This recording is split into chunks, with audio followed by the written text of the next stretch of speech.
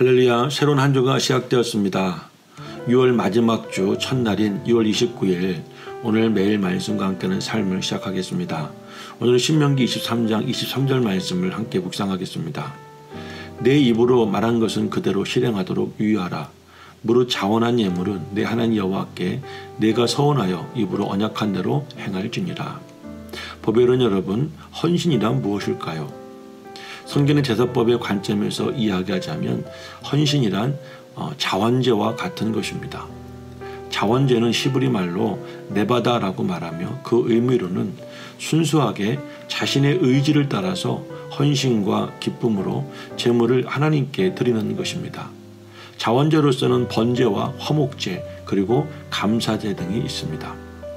그런데 이에 반해 의무제도 있습니다.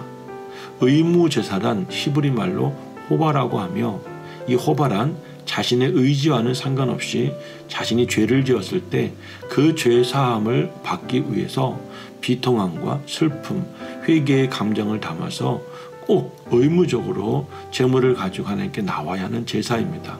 이 의무제로는 속죄제와 속건제가 있습니다.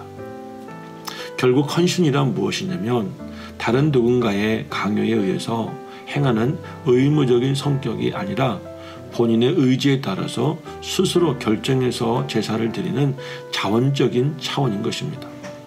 그래야 신앙생활이 힘들지 않고 즐거워질 수가 있는 것입니다. 가끔 이런 고민을 하시는 분들이 계십니다. 교회를 즐겁게 다니고 싶은데 교회에서 많은 부서들에서 헌신을 요구하고 그래서 할 수도 없고 안 할 수도 없어 고민하는 분들이 계십니다.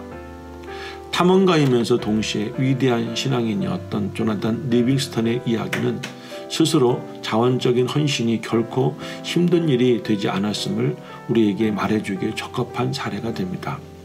1813년 스코틀랜드의 가난한 집안에서 태어난 리빙스턴은 10세 때에 학업을 중단하고 노동의 일을 해야만 했습니다.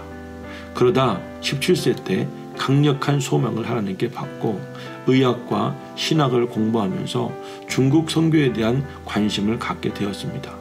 그러다가 아프리카 선교사였던 모펫이라는 분을 만나게 되고 그의 딸과 결혼을 하고 1840년도에 아프리카로 선교사로 떠나가게 됩니다. 그렇게 30여 년이 지난 뒤 1871년 그의 몸이 많이 쇠약해졌다는 소식을 접하게 된 영국의 왕실과 그의 친구들은 그에게 은퇴하기를 종용했습니다.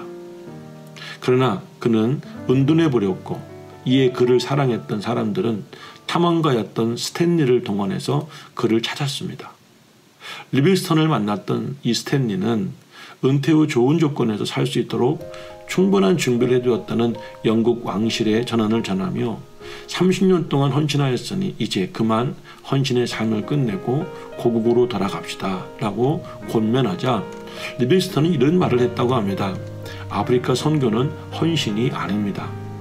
하나님께 주신 은혜에 대한 보잘것없는 보답입니다. 차라리 이것은 특권이며 영광스러운 내일을 기대하는 희망입니다. 현재의 고난은 장차 나타날 영광과 비교할 때 아무것도 아닙니다. 리빙스턴은 자신의 헌신을 주님께 해주는 것이 아닌 드리는 개념으로 생각하며 살았던 것입니다.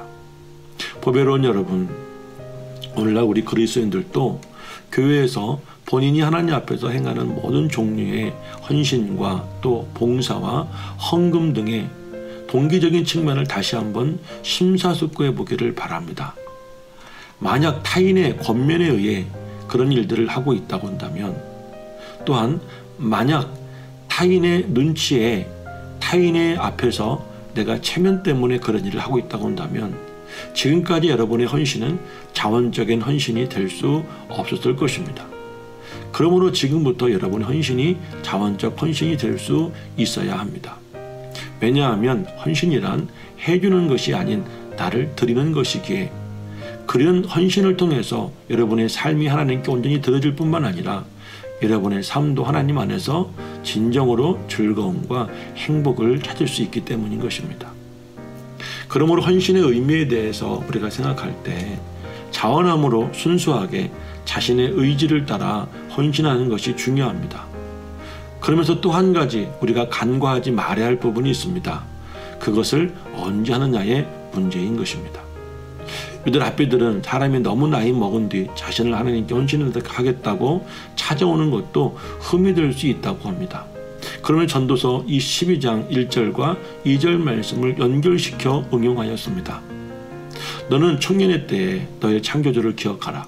곧 곤고한 날이 이르기 전에 나는 아무 악기 없다고 할 해들이 가깝기 전에 해와 빛과 달과 별들이 어둡기 전에 비 뒤에 구름이 다시 일어나기 전에 그리하라.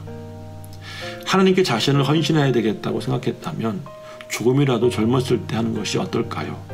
그리고 이왕이면 내일이 아닌 오늘, 그리고 이 시간 메말셈이 끝나고 난 뒤에 시작하면 어떨까요? 저는 예수님처럼 세상과 공감하는 교회 꿈의 교회 엄원식 목사였습니다.